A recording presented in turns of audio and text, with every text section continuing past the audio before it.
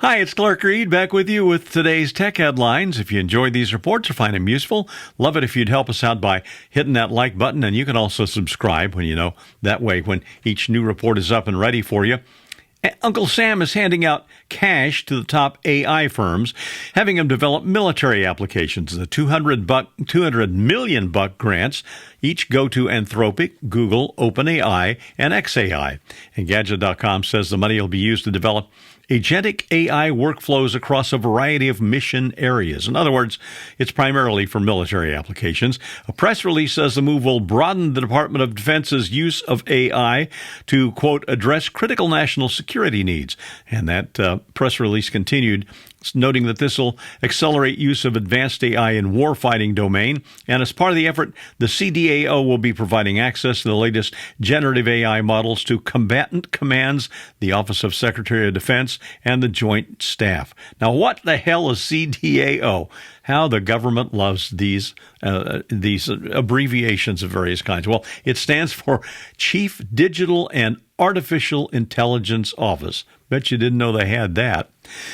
Apple has announced a $500 million multi-year commitment to buy U.S.-made rare earth magnets. According to MacRumors.com, they've been developed and are being built in a state-of-the-art plant by MP Materials at a factory in Fort Worth. Already, close to the magnets, almost all of the magnets, actually, that Apple has in their devices now are from 100% recycled rare earth elements. The companies are partnering also to build a rare earth recycling line near Mountain Pass, California.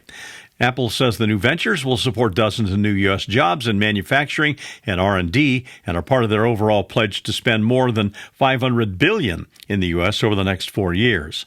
Meta is building a data center dubbed Hyperion that will supply their new AI lab with 5 gigawatts of computational power. TechCrunch.com notes that this is Meta's latest move to get a leg up on OpenAI and Google in the AI race. And Meta CEO Mark Zuckerberg says, in fact, Hyperion's footprint will be large enough to cover most of Manhattan. The actual center is going to be located in Louisiana, however. The center will be online with 2 gigawatts of data center capacity by 2030. Then it'll scale up to 5 gigs within several years.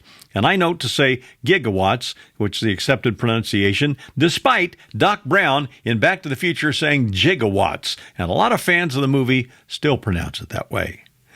If you use Apple's Find My system with the AirTags, you know they're handy for most things, but not so much for a wallet. Well, there are third-party vendors that make wallet-sized cards, and I've used one from Chipolo for several years. It's about double the thickness of a credit card. The only downside is when the battery is gone, you have to buy a new one. That isn't replaceable.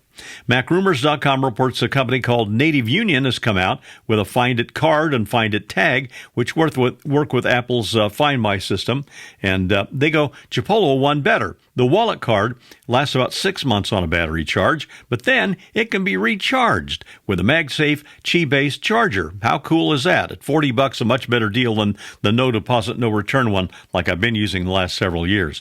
Native Union also makes a little round device with a hole drilled in it called the Find It tag. That one's designed to go on your luggage or a keychain with a little wire ring, and it's $20, and it uses the replaceable CR2032 battery that lasts about a year, same battery as the Apple AirTags use. I'm Clark Reid, and you're Technified for now.